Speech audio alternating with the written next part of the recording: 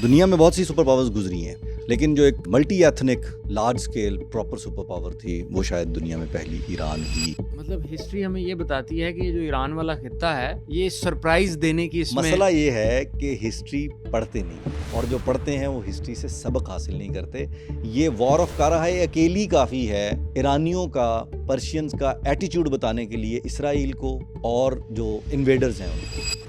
इतने तगड़े रोमन्स जो हैं उनका इलाज ये किया कि क्या ही उसने वॉर टेक्निक्स यूज़ की और कितना ही शानदार तरीके से वो लड़ा होगा उनके साथ। उसने 2 पूरे लीजन्स गिरफ्तार कर लिए और तारीख में पहली दफ़ा कोई रोमन किंग भी गिरफ्तार हुआ।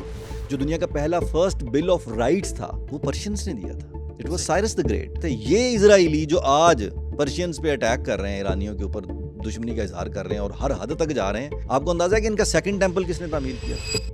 रोमन्स ने तबाह किया था। आपको क्या लगता है कि हाउ विल ईरान प्रिवेल? ये लोहे के चने हैं, ना उनसे निगले जाएंगे ना उनसे उगले जाएंगे, और चबाए तो जाएंगे नहीं। दूसरा, उनको तारुफ नहीं है इस टेरेन का। आज ईरान जंग की लपेट में है। बड़ी बड़ी सुपर पावर्स का दबाव, सख्त मुआशी सैंक्शंस और फौजी कार्रवाइयों के सामने अपनी बका की जंग लड़ता ईरान इतना अहम क्यों है? 2500 साल पहले फारस के साइरस दी ग्रेट ने एक ऐसी सल्तनत कायम की थी जिसमें मुख्तलिफ कौमें, मज़ाहब और सकाफतें एक ही निज़ाम के तहत रहती थी। ये वो तहजीब थी जिसने मजहबी आज़ादी, हुक्मरानी, ब्यूरोक्रेसी, एडमिनिस्ट्रेशन और रोड नेटवर्क्स जैसे तसव्वुरात को फ़रोग़ दिया। मगर सदियों के इस सफ़र में कामयाबियों, इनकलाब और आलमी साजिशों के तूफ़ानों से टकरा कर ही ये अजीम तहजीब आज का ईरान बनी है। तो आज के इस पॉडकास्ट में हम ईरान की तकरीबन 6000 साला तारीख का सफ़र करेंगे और समझने की कोशिश करेंगे कि एक अजीम तहजीब की ये दास्तान आज के ईरान को कैसे तश्कील देती है। अच्छा उस्मान, ये सुपर पावर का कीवर्ड जो है वो बड़ा आजकल इन है। इसका भी शायद जन्म कहते हैं कि ईरान में ही हुआ था। वाकई जी, आजकल सुपर पावर्स का तज़किरा बहुत होता सुपर है। पावर्स ये का ज़माना है। सुपर पावर्स का ज़माना है। ये तय करना कि जी कौन सुपर पावर है और कौन नहीं है, और किस स्केल पे है, कौन जी। किस वजह से सुपर पावर है, और किस तरह पावर का शिफ्ट चल रहा है। ये बड़ी आजकल डिबेट्स में से है एक। दुनिया में बहुत सी सुपर पावर्स गुजरी हैं, लेकिन जो एक multi ethnic large scale proper super power थी वो शायद दुनिया में पहली ईरान ही, पर्शिया ही वो सुपर पावर जहाँ पे इस वक्त ईरान है। जहाँ पे इस वक्त बिल्कुल ईरान है। और मौजूदा तुर्की का खासा बड़ा हिस्सा, इराक, कुछ हिस्सा सीरिया का, तो ये पर्शिया जो है ये स्टेट के तौर पे एक बहुत बड़ी रियासत भी बिल्कुल रही है किसी ज़माने में, साइरस के ज़माने में, और उससे पहले भी। मैं ना आपको एक और बड़ी मज़ेदार बात जो है उससे जी जी। आज की गुफ्तगू का आगाज़ करूँगा मैं। आपने आयरलैंड का नाम सुना होगा। जी बिल्कुल। आपको पता है आयरलैंड का मतलब क्या है? मुझे थोड़ा सा अंदाजा है मेरा ख्याल, लेकिन सुनने वालों को। ईरानियों की ज़मीन। इट्स इर्न बेसिकली, जी जी। जिसको अंग्रेज़ी में फिर आयरलैंड का नाम दिया गया। तो ईरानी, पर्शियंस, पार्थियंस, ससानी जो है, सेसनियंस, मुख्तलिफ नामों से आप दुनिया में आज भी इन कौमों को फैले हुए देखते हैं। पर्शियंस जो हैं, जो मौजूदा ईरान है या मौजूदा ईरानी जो नस्ल है, ये एक आज का ईरान, इसको बल्कि इस तरह कहना चाहिए कि ये जो आज का ईरान है ये कोई नेशन स्टेट नहीं है। सही ये एक सिविलाइजेशन का नाम है बेसिकली। सही। और जब ईरान की अहमियत या आज के ईरान की इम्पोर्टेंस और ये जो आजकल जियोपॉलिटिकल सिचुएशंस चल रही हैं, ख़ासतौर पे ईरान के साथ जो वॉर का सीन ऑन है पूरा, अमेरिका और इजराइल तो उतरे ही, अब यूरोप भी पूरा जो है वो अपने पर तोल रहा है इस सारे मामले में। तो वो ये भूल जाते हैं कि वो एक 46-47 साल से पाबंदियों में जकड़े हुए एक मुल्क जी जी। को अटैक नहीं कर रहे हैं, वो एक सिविलाइजेशन को अटैक कर रहे हैं। जिसकी जड़ें बहुत मजबूत हैं obviously। जड़ें मजबूत हैं, उसका एक उस कौम का, उस खित्ते का, वहाँ के लोगों का, वहाँ के माशरे का एक एटीट्यूड बन जाता है जी विद हाँ। The period of time. So Iran जो है वो, या पर्शिया या पर्शियन लोग जो हैं, वो कोई नेशन स्टेट या किसी एक उसको डिफाइन करना था। दुनिया में और भी नेशन स्टेट्स हैं और भी है, लेकिन एक ही जगह पे रहते, एक ही तहजीब और एक ही मुआशरत के साथ मूव करना, उसमें मज़हब भी तब्दील हुए।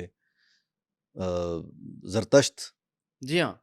को पूजने से, ज़रतश्त को फॉलो करने से इस्लाम में कन्वर्ट होने तक, उसमें सुन्नी इस्लाम, शिया इस्लाम की वो तफरीक नहीं है, लेकिन इस्लाम उसमें मज़हब भी चेंज हुए, उसमें रूलर्स भी चेंज हुए, उसमें मंगोल भी आए, उसमें तुर्क भी आए, लेकिन जो आया ईरान ने उसे एब्जॉर्ब कर लिया, ईरान ने उसे अपना सा बना लिया, अपना लिबास, बल्कि यूं अपनी कहना चाहिए ज़ुबान। कि ईरान ने नहीं बल्कि उन लोगों ने ईरान को अब्जॉर्ब किया और वो ईरान के रंग में रंग गए।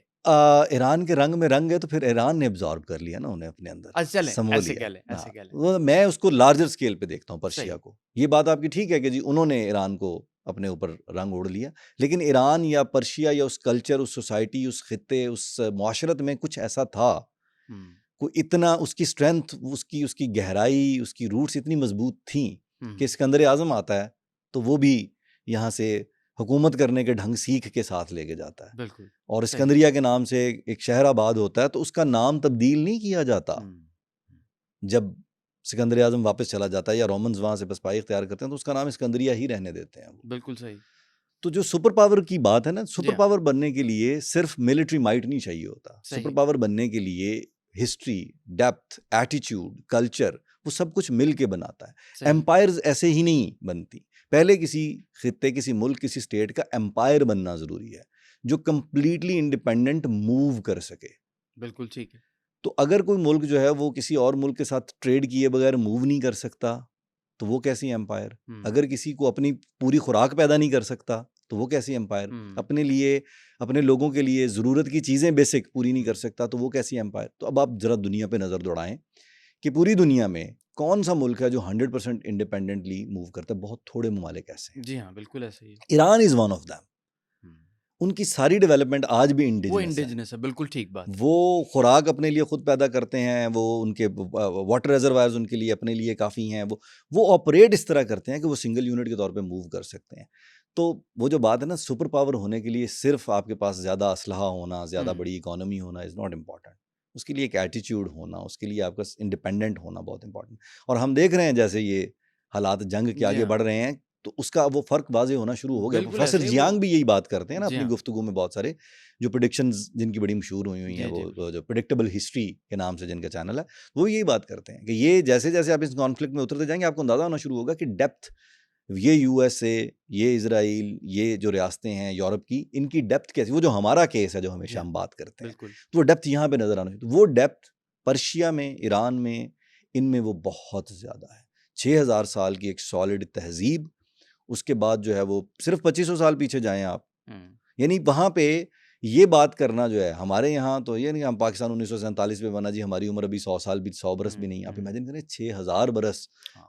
एक मुआशरत, एक तरह से पॉलिटिकल सिस्टम्स चेंज हो रहे हैं, मजहब चेंज हुए, जी सब हाँ, कुछ बदलता हुक्मरान रहा, हर चीज़ चेंज हुई है लेकिन उनकी जो कोर थी वो वो इंटैक्ट रही है। इंटैक्ट रही। और कोर इंटैक्ट रखने के लिए आप देखें क्या उसका सबूत है, लैंग्वेज।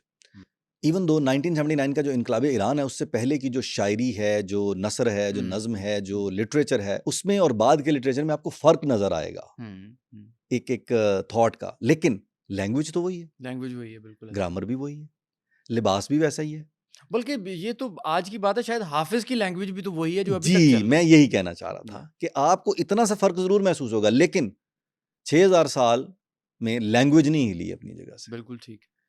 और वो लैंग्वेज जिसने इम्पैक्ट किया फिर मुस्लिम रियासतों तक को, उर्दू को, पूरे सब कॉन्टिनेंट को, पर्शियन यहाँ की ऑफिशियल लैंग्वेज रही है ऑफिशियल एक लंबा लैंग्वेज, कोर्ट अरसा। की लैंग्वेज रही है, बिल्कुल। बिल्कुल। तो वो इस तरह की मल्टी डायमेंशनल, मल्टी कल्चरल एक सोसाइटी, एक तहजीब, एक पूरी की पूरी सिविलाइजेशन, तो उनको भाई वो सुपर पावर की डेफिनेशन बिल्कुल मैं ये मानता हूँ कि रोमन्स, अब देखें सुपर पावर्स, अगर उस वक्त रोम को सुपर पावर माना जाए तो रोमन्स ने कितना एरिया कवर किया, किस किस इलाके में जाके कहाँ कहाँ कब्जा किया, कहाँ कहाँ और किस तरह किया, उस एटीट्यूड पे भी हम बात करेंगे। बिल्कुल। कि अगर साइरस निकलता है तो वो इलाके फतह करने के बाद क्या करता है, वो वहाँ की क़यादत को कत्ल नहीं करता, वो जो बादशाह कैप्चर करता है उसको कहता है कि अब ये प्रोविंस है, इसके तुम गवर्नर हो।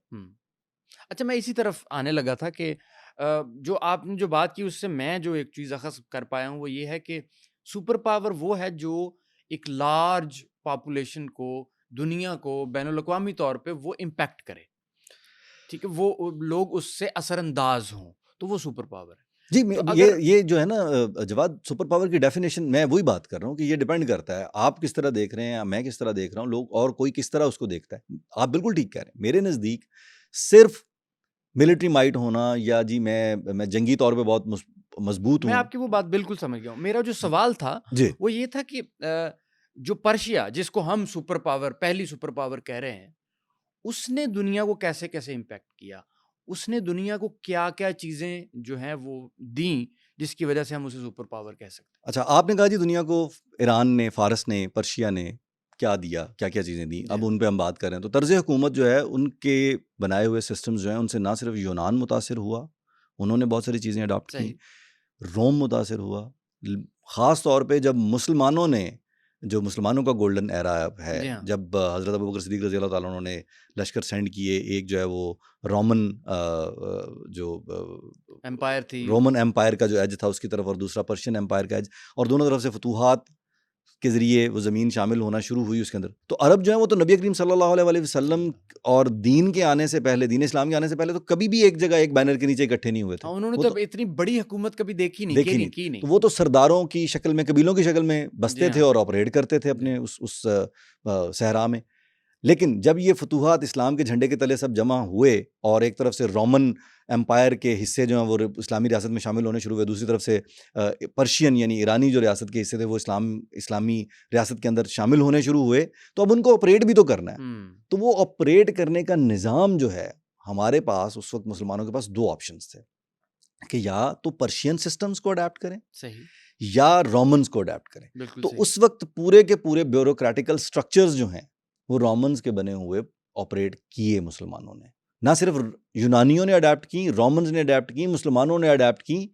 तो जब आपका कल्चर रिच होता है, जब आप एक्सेप्टिंग होते हैं नए आइडियाज़ को लेकर के, हुँ, और आप जो है वो होलिस्टिक उसके तौर पे एक उसे क्या कहना चाहिए कि जी multi cultural, multi dimensional, multi religious societies को फ्लरिश करने का मौका देते हैं, जो कि बाद में आके इस्लाम ने कंसोलिडेट किया। सही, तो ईरान तो उससे बहुत पहले ये चीज़ और अंदाज में प्रेजेंट कर रहा था। बिल्कुल सही। इस्लाम ने तो उसका लाहे-अमल आके वाज़े वाज़े कर दिया। तो मैं ये अर्ज़ करना चाहता हूँ कि सिस्टम्स दिए, उसके बाद जो नॉलेज की ट्रांसमिशन थी, हुँ, वो दी। जो मुसलमानों का गोल्डन एरा था, ना सिर्फ उसमें बल्कि उससे बहुत पहले से बहुत सी, सही। चलिए मैं आपको एक मज़ेदार वाक़या बताता हूँ कि एटीट्यूड जो है वो कैसे ट्रांसमिट होते हैं, कैसे ज़ाहिर करते हैं। जी, जी।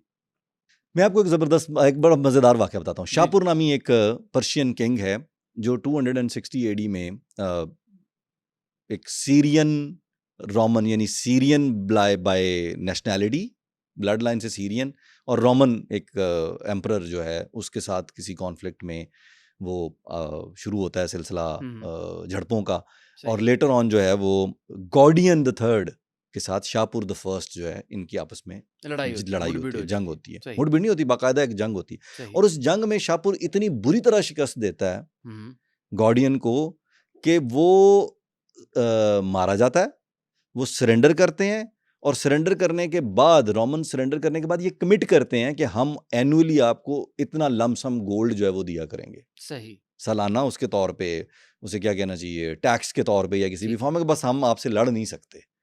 आप अंदाज़ा लगाएं कि रोमन एम्पायर जो माइट था उसको शाहपुर ने ऐसी उनकी पिटाई लगाई कि अच्छा। वो न सिर्फ अपना एम्परर जो है वो उनका मारा गया, और वो इतनी बुरी शिकस्त कि उसमें उन्होंने कमिट कर लिया कि हमारे साथ कुछ साल ये सिलसिला चला। हुँ, उसके बाद उन्होंने वो कौन चाहता है कि जी अपनी हार्ड अर्न्ड मनी जो है वो दे, और हाँ जी। रोमन्स तो फिर आपको पता है उनका एटीट्यूड किस तरह का, हाँ जी, हाँ वो जी। एक प्राइड और वो सारा। उन्होंने कहा हम नहीं देते। उन्होंने कहा आप नहीं देते। तो शाहपुर ने कहा कि भाई क्यों नहीं देते, आए आप, अगर फिर नहीं आगे देते तो फिर लड़ाई है। तो 260 ईस्वी में वो लड़ाई होती है, विलेरियन, और शाहपुर। तारीख में पहली दफा 2 इंटैक्ट लीजन्स, पूरे एक लीजन के अंदर 5000 हैवी कैवलरी फौजी होते थे, ठीक है। पूरे ज़रा बख्तर और स्टील शील्ड्स और टेस्टिडोज बनाने की कैपेसिटी और वो सारा। ठीक है। और वो रोमन जो हैं वो सारे फौजी इंजीनियर्स भी होते थे, उनकी ट्रेनिंग अच्छा। हुई होती थी ब्रिजेस तामीर करने की। जिस इलाके में जाना है वो वहाँ जाके हुँ, वो सिर्फ फतह नहीं करते थे उसको, कत्लो गारत नहीं करते थे सिर्फ, या लूट मार नहीं सिर्फ करते थे, उसके बाद वहाँ पे वो अपनी तर्ज तामीर से जो चीज़ बनाना चाहें वो उस अपने आराम के लिए वो सारी चीज़ें भी प्रोसेस करते बिल्कुल थे। सही। तो 2 पूरे के पूरे लीजन गिरफ्तार कर लिए थे शाहपुर ने। अच्छा। इतने तगड़े रोमन्स जो हैं उनका इलाज ये किया कि क्या ही उसने वॉर टेक्निक्स यूज़ की और कितना ही शानदार तरीके से वो लड़ा होगा उनके साथ। उसने 2 पूरे लीजन्स गिरफ्तार कर लिए और तारीख में पहली दफ़ा कोई रोमन किंग भी गिरफ्तार हुआ। Valerian was captured. अच्छा, अब आप देखें कि किसी पहला बात मारा गया जिसके साथ वो पहले जंग गार्डियन हुई। तो खैर वो मरने मराने का सिलसिला तो जारी था, लेकिन ये पहला जिंदा गिरफ्तार कर लिया गया। बिल्कुल सही। आप इमेजिन करें कि वो जो जी निज़ाम या उसकी डेप्थ जो है वो किसी को कैसे जाहिर करती है कि कोई कितना जो है वो। इससे पहले और भी वाक़यात हैं जिनमें इनके आपस में 500-600 साल तकरीबन दोनों रियासतें आपस में लड़ती झगड़ती रही हैं। लेकिन ये बड़ा इंटरेस्टिंग वाक़या क्यों है, ये आपको बताएगा कि वो किस तरह सोचते थे। तो शाहपुर द फर्स्ट ने जब उनको गिरफ्तार किया तो अब उसे पता है कि ये सब इंजीनियरिंग की कैपेसिटी रखते हैं। 10,000 बंदा तकरीबन गिरफ्तार हो गया है और बादशाह सलामत भी साथ पकड़े गए हैं और वो ले गया उनको। उसने जाके उनसे कहा, वो उनको मजदूरी पे लगा सकता था, वो उन्हें कत्ल कर सकता था, वो उनको वापस रोम को बेच सकता था। नहीं नहीं नहीं नहीं, मुझे आप लोग चाहिए। तो वो शाहपुर उनसे कहता है कि जी मुझे 2 शहर तामीर करके दें, एक बीशापुर और एक गंदीशापुर। ठीक है। वो 2 शहर तामीर करते हैं। अब आप शहर देखेंगे क्या, गंदीशापुर को शाहपुर अपना कैपिटल डिक्लेयर करता है। इतना अच्छा बड़ा शहर उनसे तामीर करवाता है। और जो मज़ेदार बात है ना जवाद साहब, जो आपको बताएगी कि पर्शियंस जो हैं वो कैसे लोग थे, वो बात ये है कि वो एक शहर गंदीशापुर तामीर किया गया। उस शहर के अंदर एक मार्केट प्लेस होगी, लोगों के रहने की जगह होंगी, क्वार्टर्स होंगे, बैरक्स होंगी, बादशाह का महल होगा, सरकारी दफातर होंगे। ये सारे का सारा शहर का जो मैप है ना, इसे एक मिनिएचर सिटी के तौर पे उसके बिल्कुल साथ तामीर किया गया। अच्छा। एक और छोटा वेरी स्मॉल स्ट्रक्चर गंदीशापुर जैसा एक और शहर उसके बिल्कुल साथ एडजेसेंट तैयार किया गया, या उसके अंदर या उसके बिल्कुल साथ। सही। और जब वो सब मुकम्मल हो गया तो शाहपुर ने वलेरियन को बुलाया, उसको उस छोटे महल में लेके गया जो मिनिएचर महल था, और उसे कहा कि ये तुम्हारा घर है, तुम इसमें रहोगे, और ये जो तुम्हारे फौजी हैं ये इस शहर के, इस छोटे वाले शहर के ये शहरी हैं। सही। यानी आप इमेजिन करें क्रिएटिविटी, या आप उसके अंदर डेप्थ का अंदाज़ा लगाएं ज़र्फ़ की, कि उसने अपने लिए जो शहर बनवाया उस जैसा एक छोटा शहर मिनिएचर अपने दुश्मन कैप्चर्ड किंग के लिए भी बनवाया। और उसको ना सिर्फ, अच्छा उसमें जो वेस्टर्न हिस्टोरियंस हैं वो कहते हैं कि जी इंसल्ट करने के लिए उसने ऐसे किया। अगर इंसल्ट करने के लिए भी किया तो भी it was very creative. Obviously creative तो ये है। हाँ, अगर इंसल्ट करने के लिए भी किया, एक सबक वो सिखाने के लिए भी किया, तो भी it was very creative. But imagine ना कि जी कितना है एक बंदे को, आप क्रिएटिव होना इस तरह वो नहीं है। क्रिएटिव लोग उस जमाने में तो सिर्फ क्रिएटिव हुआ जाता था कि इसको मारना कैसे है। हाँ। इसको खौलते हुए पानी में डाल के मारा जाए, इसकी इसको खाल दरख्त से उतार दी लटका जाए। के मारा जाए, इसे घोड़ों से बांध के खींचा जाए दोनों तरफ से, इसकी मतलब बारबैरिक वो थी अप्रोचेस। और वो क्या सोच रहे हैं, नहीं एक शहर तामीर करो, वो मेरा कैपिटल होगा, उसके साथ एक छोटा शहर बनाओ बिल्कुल उस जैसा, जहां महल है वहां महल हो, जहां मार्केट है वहां मार्केट हो, जहां दफातर है वहां दफातर हो, और उसमें तुम रहोगे अपने शहरियों के साथ। और बाकी की जंगों में उसके बाद भी कोई रोमन जो कैप्चर होते थे उनको उसी शहर में रखा जाता था। सही। So, बिल्कुल सही। तो पॉइंट इज कि जब आप इतने आप इस तरह की रोशन तारीख रखते हो, तो आप फिर जो है वो आपके मिजाज में एक खास तरह का ठहराव और एक खास तरह की डेप्थ नजर आती है। बिल्कुल ऐसे। कहा जाता है कि जी कोड ऑफ हम्मुराबी जो है वो पहला मेसोपोटामिया के अंदर जो था इंसानी हुकूक का, वो उतना डिटेल्ड डॉक्यूमेंट नहीं था। जो डिटेल्ड डॉक्यूमेंट इसके हवाले से जो दुनिया का पहला फर्स्ट बिल ऑफ राइट्स था, जी जी, वो पर्शियंस ने दिया था। It was Cyrus the great. बिल्कुल ठीक है। ही वाज द वन जिसने पहला, और उसने जिस मुआशरे की तामीर की, आप अंदाजा करें कि वो क्या, कि जिस इलाके को फतह किया उसका बादशाह वहां का गवर्नर, बिल्कुल सही, और उसके अंडर ऑपरेट करता है, उसको कहा तुम इंडिपेंडेंट। जुबान तक बदलने के लिए नहीं कहा, मजहब बदलने के लिए नहीं कहा, लिबास बदलने के लिए नहीं कहा। जिसने कहा हम बदलें उसको खुद रोका, नहीं नहीं नहीं नहीं नहीं, आपने ये नहीं करना, हम चाहते हैं। तो आप बताएं ना कि मल्टी डायमेंशनल वो सुपर पावर थी, वो multi ethnic multi religious, that was the thing. तो वो कितना, यहाँ पे तो रियासतों की उम्रों में 100 साल 200 साल 400 साल तो मान ही नहीं रखते। तो हम्म, हम अंदाजा लगाना कि कितनी डेप्थ होगी जो इस तरह सोच रहे थे। ये इजराइली जो आज अमेरिका के साथ मिलकर ईरान पे हमले कर हाँ रहे जी, हैं हाँ और जी, वो कह रहे हैं कि जी ईरान एक ख़तरनाक मुल्क है, ये शायद भूल जाते हैं कि जब हज़रत सुलेमान अलैहिस्सलाम का बनाया हुआ फर्स्ट टेम्पल नबुकट नज़र ने, जिसे बख्त नसर भी कहा जाता है, उसने जी, तबाह बर्बाद करके ख़त्म कर दिया था मुकम्मल तौर पे।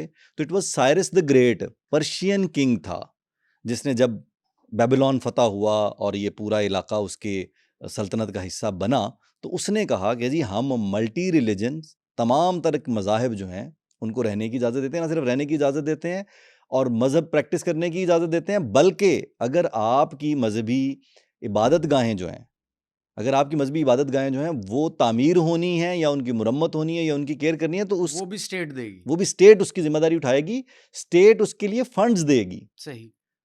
तो इनका टेम्पल जो है वो तो नबूकदनेस्सर ने तबाह कर दिया था। तो हम्म, ये साइरस के पास पेश हुए यहूदी अच्छा, कि जी हमारा टेम्पल जो है वो उन्होंने बर्बाद कर दिया था, तो हमें टेम्पल आपने कहा है आप तामीर करेंगे, हेल्प करेंगे, तो तो अब हमें हमें तामीर तामीर करके दें। करके दें। तो उन्होंने कहा हाँ लाओ भाई, क्या आप लोगों ने तामीर करना है, हम करेंगे।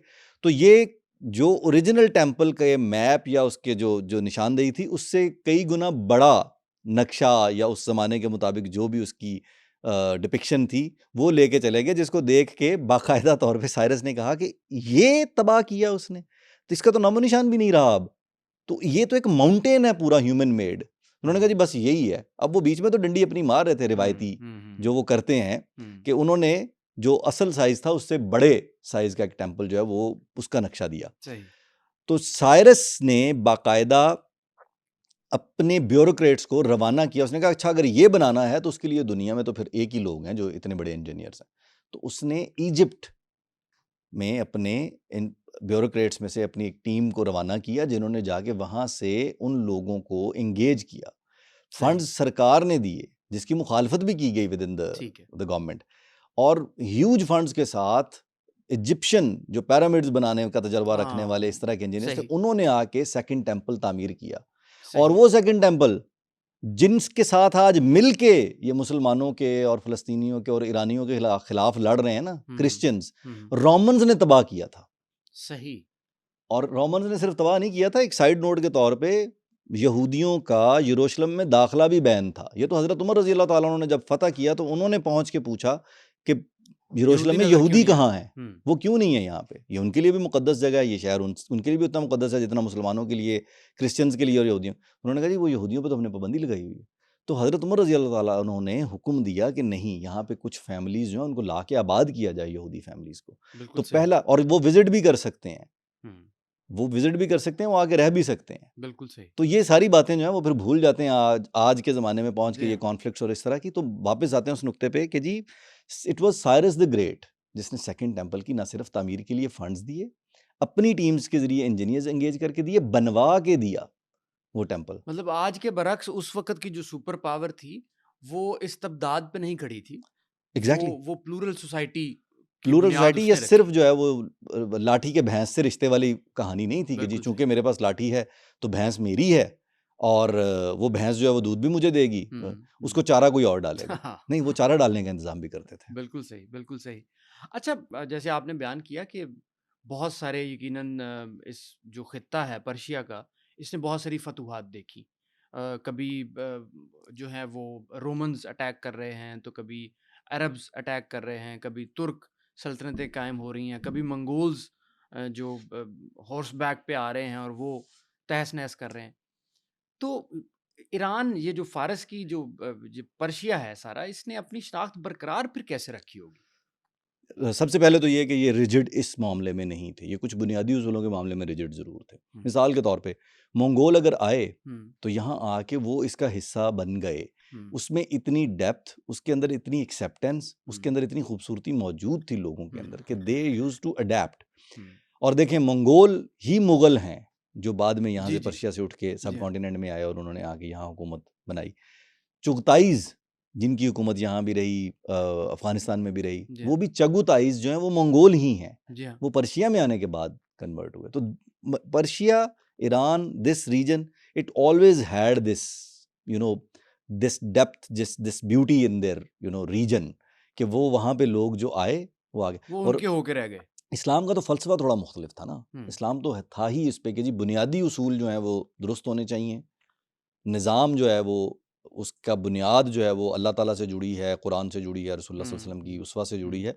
बाकी चीज़ें जो हैं वो किसी की ज़ुबान है, किसी का कोई इल्म है, कोई नॉलेज है तो वो उसमें आए। और वही हुआ कि जब ईरानी इस्लाम में दाखिल होते हैं तो यहाँ पे ये वो ख़ित्ता है जो ईरान और ईरान के साथ जो सेंट्रल एशियन रियासतें हैं, जी जी जो ईरान के साथ ही लगती थी उस ज़माने में, यहाँ पे ही वो इब्न सीना हो या वो और फिलोसोफर्स हों मुस्लिम, वो यहीं से नॉलेज को फ्लरिश करते रहे, उसे मल्टीप्लाई करते रहे। फिर वो यहाँ से रोम की तरफ, यूरोप की तरफ गया, जिस यूरोप ने उसे लेटर ऑन अडैप्ट करके और फिर 16वीं 17वीं सदी तक पहुँचते पहुँचते वो कुछ लर्न किया उन्होंने। आपने इब्न सीना की बात की, इब्न सीना भी तो पर्शियन ही था। हाँ, इब्न सीना पर्शियन था। बिल्कुल सही। और ना सिर्फ इब्न सीना पर्शियन था, और बेतहाशा ऐसे फिलोसोफर्स हैं। वो फिर बात जो है वो एक और जो यहाँ जी के जी नॉलेज पे उस तरफ निकल जाएगी। कहने का मकसद ये है कि वो चीज़ों को एब्जॉर्ब करके आप खुले दिमाग के साथ, खुले दिल के साथ, तंग नज़री के साथ नहीं कि नहीं जी चूँकि मैंने कह दिया तो मैंने कह दिया। वो जो हमने पिछली अपनी एक नशिस्त में बात की थी कि जी कोलंबस भटकते भटकाते अगर अमेरिका पहुँच गया तो वहाँ के लोगों को तो हथियार उठाना भी नहीं आता था, तो तलवार निकाल ली कि जी वो हम इन पे हुकूमत करेंगे। और फिर एक पूरी वो सोसाइटी बिल्ड कर दी कॉलोनियल, और उसके अंदर जो है वो स्लेवरी सही। को लीगलाइज तरीके से और मैक्सिमम आउटपुट लेना, और ये नहीं किया उन्होंने। बिल्कुल सही। इन रियासतों में या इस तरह की जो तारीख में मिलती हैं जी हमें हाँ। रोशन पॉलिटिकली रिच रियासतें, वहाँ पे ये कल्चर ऐसे नहीं था। वो अडेप्ट करते थे, वो सबको जीने का हक देते थे, हर ज़ुबान को, हर कल्चर को, हर मज़हब को, हर तबके को। सही। आपको मैं एक जो है वो आपने वॉर्स का तज़किरा किया, फतूहात का ज़िक्र किया, तो बैटल ऑफ काराहाय जो है, जी जी काराहाय की जो वॉर है वो बड़ी ही मशहूर है तारीख़ में। अराउंड 53 बीसी सही। जो है वो उसका क़ब्ल मसीह में को 53 साल पहले रोमन्स ने अटैक किया। तो वो अब देखें इसमें भी आज के अंदर वो जो हमारा बुनियादी नुक्ता है कि जी हिस्ट्री जो हमें बताई जाती है, पढ़ाई जाती है, वो सारी दुरुस्त नहीं होती। जी हाँ। कुछ 40,000 के करीब रोमन ट्रेंड लीजन्स जो पूरे टेस्टिडोज और ह्यूज ह्यूमन साइज शील्ड्स और उनके साथ मूव करते थे। वो आपने देखी होंगी फिल्मों में, वो दिखाते हैं एक बड़ी कद्दे आदम एक शील्ड होती है, जी ज़िरा जी जी पहने हुए बंदे हैं, वो शील्ड्स आपस में लॉक हो जाती हैं, हाँ जी। इंटरलॉकिंग। उन शील्ड्स के साथ उन्होंने अटैक किया। और आज अगर आप विकिपीडिया पे अदरवाइज चेक करें तो वो ये कहते हैं कि जो 10,000 के करीब लोग थे जिन्होंने 10,000 किया। पर्शियन फौजी थे जिन्होंने उनको डिफेंड करने के लिए जो सामने आए। असल नंबर जो है वो 10,000 नहीं है। सही। असल नंबर जो बनता है इन टोटल वो 3,000 बनता है। अच्छा। आप देखें, इमेजिन करें कि 40,000 की फौज, रोमन माइट और मिलिट्री, और उसके 40,000 साथ वर्सेस 3000। वर्सेस 3,000 नहीं, शुरू में 2,000 वो अच्छा। आते हैं। जब वो रोम से पर्शियन टेरिटरी में दाखिल होते हैं तो वो देखते हैं कि हमारा सामना करने के लिए कोई नहीं है, तो जो लश्कर छोटा सा सामने आया वो 2,000 घुड़सवार हैं, अच्छा। Lightly armoured. और ये उन्होंने, यानी वो हंस रहे होंगे ना उस मंजर को देख के कि यार ये इस रोमन वॉर मशीन को ये 2,000 लोग रोकेंगे, जो आज भी जिस गलतफहमी के तहत अटैक किया जा जी रहा है जी ईरान को जी कि हाँ जी जी ये हाँ। क्या कर लेंगे। आप देखें वो 2,000 हॉर्समैन जो हैं, राइडर्स, वो उनका सामना करते हैं, और उनके पास वो सब तीरंदाज हैं। तो रोमन्स जो हैं वो हंसने शुरू हो गए कि ये हमें तीरों से रोकेंगे, सही। इस इतनी बड़ी वॉर मशीन और इस इतने बड़े इंजन को, पावर के, ये रोकेंगे। तो उन्होंने फॉर्मेशन ली और तीर बरसाने शुरू किए। तो उनकी शील्ड्स जो थी ना रोमन्स की, वो बड़ी सोफिस्टिकेटेड इंटरलॉकिंग थी, एक दूसरे से जुड़ जाती थी, सही। और वो पूरा जो है वो चारों तरफ से उसको वो बंद कर लेते थे। आपने मूवीज में देखा होगा, जी हरकुलिस हाँ। में और इस तरह वो दिखाया उन्होंने इंटरलॉकिंग शील्ड्स, और वो शील्ड्स को ऊपर भी कवर कर लेते थे। वो सही टेस्टिडोज उन्हें कहते थे, वो कवर्ड सही एक सही। स्टील का वो एक डोम सा बन जाता था। तो आप देखें कि वो उसके अंदर बंद हैं। पर्शियंस जो हैं वो उनके ऊपर तीर बरसा रहे हैं, और वो अंदर क्या सोच रहे होंगे। उनकी सबसे बड़ी परेशानी ये थी कि ये जो ढाल पे आके, शील्ड पे आके एरो लगता है, इसकी आवाज़ हमें इरिटेट हाँ, ये कर रही है। टिन-टिन हो रही है हाँ, तो टिन टिन टक टक की आवाज़ें जो आ रही हैं, यानी उनके लिए, और वो हंस रहे थे। सही। और फिर थोड़ी देर में जो है वो तीरंदाज उन्होंने, जितनी भी उनकी कोई फॉर्मेशन का टाइम रहा होगा, उन्होंने वो रखा, और वो ये सोच रहे हैं कि कितनी एक देर देर तक ये जारी रख सकते हैं सिलसिला। हाँ, उन्होंने अपनी फॉर्मेशन ब्रेक की, and they started going advancing. Back, नहीं गोइंग गोइंग बैक। बैक। पर्शियन फौजी जो हैं उन्होंने पीछे हटना शुरू किया। अब जब घोड़े पे हैं आप, तो आप और मैं आमने सामने बैठे हैं, तो घोड़े का मुंह उस तरफ को करके ही मैं जाऊंगा ना, मूव जी करूंगा, बिल्कुल। घोड़ा तो पीछे को नहीं जाएगा। जी। तो उन्होंने जब पीछे को मूव करना शुरू किया तो रोमन्स ने चार्ज करना शुरू किया उनके ऊपर। सही। अब वो अपनी इंटरलॉकिंग शील्ड्स उन्होंने खोली और उनकी तरफ रश किया, and they saw something very new for the first time. सही। वॉर हिस्ट्री में उन्होंने पहली दफा एक नई चीज बिल्कुल अजीबोगरीब देखी, वो ये कि चलते हुए घोड़े पे, भागते हुए घोड़े पे जो राइडर है, सवार जो है, वो जंप करता है और घूम के पीछे को मुंह करके बैठ जाता है। सही। सही। घोड़ा उधर को भाग रहा है और उस आगे को रुख करके बैठ गया। वो यानी आप अंदाजा लगाएं कि पर्शियंस उस वक्त 53 कबले मसीह में भी वो इतने एडवांस्ड और ट्रेनिंग और उनकी स्ट्रेटजीज इतनी स्ट्रांग थी, वो घोड़े की पीठ पे उन्होंने घूम के पीछे को भागते हुए रोमन फौजियों के ऊपर तीर बरसाने शुरू किए और लाशों की लाशें गिरनी शुरू हो गई। सही। और फिर रोमन्स ने अंदाजा लगाया कि इनके पास तीर खत्म हो जाएंगे तो फिर क्या करेंगे। हम्म। फिर उन्होंने एक और मंजर देखा कि जिरा में मलबूस 1000 ऊंट जो है वो शामिल होता है पीछे से। अच्छा। ट्रेंड ऊंट है और हर ऊंट के ऊपर जो है वो एक रफ एस्टिमेट के मुताबिक 10,000 एरोज, 10,000 तीर जो है वो पैकेट्स की फॉर्म में लगे हुए हैं। और वो सही। घुड़सवार जो है वो मूव करते हैं, उस ऊंट से वो एरो लेते हैं। अब एरो तीरों का वर्चुअली ना खत्म होने वाला सिलसिला उनके पास है। हम्म। और वो 2000 बंदा जो लॉजिस्टिकल स्पोर्ट का एक नॉवल आइडिया नॉवल था। आइडिया उन्होंने कि ऊंटों को किस तरह इस्तेमाल करना है हमने इस पहाड़ी कम सहराई इलाके के अंदर। सही। और फिर उन्होंने इसी तरह उनको काटते मारते अब घुड़सवारों को वो पकड़ने के लिए वो लाइट थे, उनके घोड़े तेज भागते थे, हम्म। ये हैवीली आर्मर्ड थे। हम्म। इनके घोड़ों को मूव करना, और वो तीर बरसा रहे हैं। हम्म।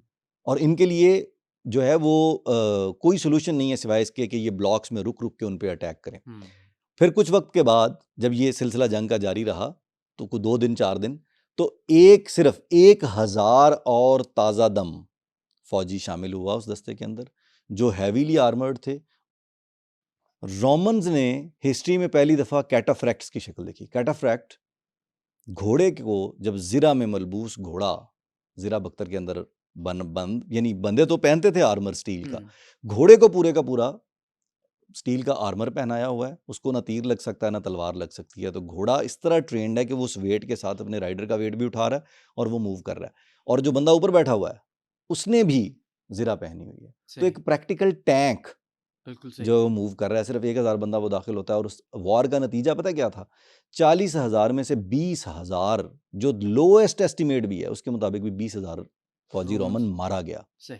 10,000 कैप्चर हो गया, 10,000 भाग गया। और इन 3,000 लोगों में से कितने लोग मरे होंगे? आप बताएं। डेटा जो है, जो आप देख लें विकिपीडिया पे या अदरवाइज चेक करें जाके, तो वो कहते हैं कि जी इसका प्रूफ ही कोई नहीं है, पता नहीं है कितने मरे होंगे कितने नहीं मरे होंगे। पहली बात वो जो करते हैं, मुझे गलत बात जो करते हैं वो ये करते हैं कि जी 10,000 थे। वो 10,000 नहीं थे, वो इतने सोफिस्टिकेटेडली ट्रेंड थे कि वो 3,000 लोगों ने 40,000 के लश्कर को तहे तेग कर दिया। और उनमें से जो मरने वालों की मैक्सिमम तादाद हिस्ट्री में मिलती है वो 200 नहीं है। सही। 200 से भी कम लोग पर्शियंस जो मारे गए। सही। तो आप अंदाजा लगाएं कि जी मिलिट्री माइट और साइज आर्मी का, और ये huge heavily armoured Roman lesions, और उनका सामना जो है वो लाइटली आर्मर्ड 2000 मतलब घुड़सवार हिस्ट्री करते हमें हैं। ये बताती है कि ये जो ईरान वाला खित्ता है, ये सरप्राइज देने की इसमें मसला ये है कि हिस्ट्री पढ़ते नहीं है, हाँ जी। और जो पढ़ते हैं वो हिस्ट्री से सबक हासिल नहीं करते। ये वॉर ऑफ कारा है अकेली काफ़ी है ईरानियों का, पर्शियंस का एटीट्यूड बताने के लिए इसराइल को और जो इन्वेडर्स हैं उनको। बिल्कुल ठीक। मैं आपको एक और बात बता दूं, ये करंट अफेयर से रिलेटेड है, हम तारीख पे बात कर रहे हैं कि ये बहुत बड़ा डिजास्टर, एक और बड़ा डिजास्टर सामने आएगा अगर अमेरिका ने अपनी फौजें ग्राउंड पे उतारी तो। इस खित्ते को ये एक फोर्ट्रेस है इटसेल्फ, तो इतना आसान नहीं होगा इनको बिल्कुल वो सही। करना। वो हम उस पर भी आगे चल के जब हम बात जी बिल्कुल ठीक है, टाइमलाइन के साथ बिल्कुल ठीक चलते हुए है। आएंगे तो बात करेंगे। तो बहरहाल वापस वही नुक्ता वही है कि जंगें भी लड़ी उन्होंने, उन्हें जंगें लड़ने का भी ढंग आता था, उन्हें दिफा का ढंग भी आता था। लेकिन आप कितनी ग्रेस से किसी क्राइसिस को मीट करते हैं, आप लड़ते हैं तो आप ज़र्फ़ का क्या मुजाहरा करते हैं कि जो इलाका फ़तह किया उसके बादशाह को, उसकी फैमिली को मारना नहीं है, उसको कहना है कि हम तुम्हारे पास चॉइस है, या तुम चले जाओ या तुम गवर्नर बन के यहाँ राज करो मेरे अम्ब्रेला के नीचे। This was the attitude of Persian Kings emperors. अच्छा, उस्मान साइरस द ग्रेट की बात हो गई, 53 कबल मसीह में बैटल ऑफ काराहाय का आपने जिक्र किया, और 260 ईस्वी में शाहपुर की जो कैंपेन्स हैं, मिलिट्री कैंपेन्स, उनका भी आपने तफसीली जो है वो हमें बयान दे दिया। इसके बाद फिर हिस्ट्री जो है वो आगे कैसे देखें ये बढ़ती है? 260 एडी में ये कैंपेन्स जो हैं वो शाहपुर ने वो जो जो रोमन्स के रोमन्स के साथ जो साथ। डिसाइसिव वॉर थी जिसका जी, मैंने जी। अभी तज़किरा किया वो 260 ईस्वी में हुई। सही। तो उसके बाद कोई 350-400 साल के बाद इस्लाम जो है वो आता है, नबी करीम सल्लल्लाहु अलैहि वसल्लम की विलादत के बाद इस्लाम का ज़हूर होता है और इराक जो है वो हिस्सा था ईरान का उस वक़्त, पर्शिया का। तो सही। वहाँ से इस्लाम जो है वो दाखिल होना शुरू होता है। फिर वो एक पूरी डिटेल है खालिद बिन वलीद रज़ी अल्लाह तआला अन्हु की कैंपेन्स और पहले हज़रत अबू बकर सिद्दीक़ रज़ी अल्लाह तआला अन्हु ने 2 मुख्तलिफ साइड्स पे कैंपेन्स भेजी, वो किस तरह से आपस में कोऑर्डिनेट हुँ, करते हुँ। थे। एक तरफ रोमन फ्रंट था, एक तरफ पर्शियन फ्रंट था और वो कैसर व किस्रा का जो तज़किरा जी, है जी, कि जी जी। वो फिर हज़रत उमर रज़ी अल्लाह तआला अन्हु ने उन कैंपेन्स को आगे बढ़ाया। कंप्लीट किया, बढ़ाया क्योंकि हज़रत अबू बकर सिद्दीक़ रज़ी अल्लाह तआला अन्हु का टाइम पीरियड बड़ा जी हाँ। ब्रीफ था।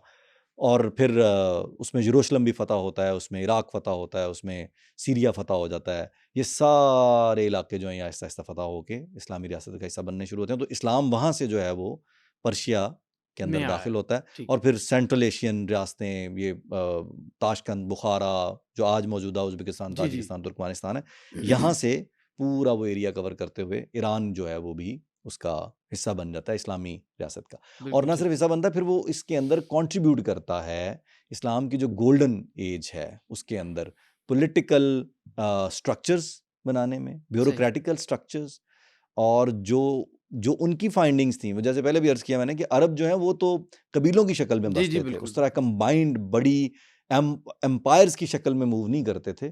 तो उसमें सिस्टम्स अडैप्ट किए हुँ, हुँ। ईरान के बने हुए भी और रोमन्स के भी। ये नहीं है सही, सिर्फ कि इन्हीं के, दोनों तरफ से जो-जो चीज़ें बेहतर इस्लाम को लगी, बेसिकली तो स्ट्रक्चर मौजूद था। सही। इस्लाम ने उसको आके तबाह व बर्बाद नहीं किया, उस सिस्टम को इम्प्रूव किया और जो मुस्लिम फ़िलॉसफ़ी थी, उसके मुताबिक अलाइन किया। बिल्कुल ठीक। तो वहाँ से फिर वो ईरान जो है वो उस गोल्डन टाइम पीरियड का हिस्सा रहा। हमने अभी इब्न सीना का ज़िक्र किया जी है, हाँ। वो पर्शियन था। इसी तरह और बहुत सारे फ़िलॉसफ़र्स जो हैं और ख़ास तौर पे हुआ ये कि एक और रोल जो पर्शिया ने प्ले किया, पर्शियन लैंग्वेज ने। हुँ, हुँ। एक तो मुग़लों के साथ वो लैंग्वेज इस तरफ भी सबकॉन्टिनेंट में भी आ गई थी। सही। यहाँ संस्कृत थी और लोकल ज़ुबानें थीं। पर्शिया जो है वो दरमियान में अरेबिक, इधर संस्कृत और ये वाले जो पंजाबी के डायलेक्ट और ये वाली ये जी हाँ। ज़ुबानें और ऊपर जो ज़ुबानें दूसरी बोली जाती हैं टर्की और उसके साथ, इनके दरमियान में होने की वजह से उसने चारों तरफ से एक ब्रिज का रोल भी प्ले किया कि अगर सही। कोई चीज़ ट्रांसलेट होनी होती थी संस्कृत से, तो वो डायरेक्ट अरबी में या रोमन में नहीं होती थी। वो पहले वो फ़ारसी में हो रही फ़ारसी थी। में होती थी, उसके ऊपर काम करते रहे और ये 1 दिन का 2 दिन का प्रोसेस नहीं था वो। हम हिस्ट्री को हमेशा ये कहते हैं ना कि ये सदियों का प्रोजेक्ट होता है। हुँ, तो हुँ। उसमें बहुत बड़ा रोल प्ले किया नॉलेज को ट्रांसफ़ॉर्म करने में। सही। गंदीशापुर की लाइब्रेरी जो है वो शाहपुर के ज़माने में बहुत मशहूर थी, सही। जो लेटर ऑन रोमन ने बर्न कर दी थी।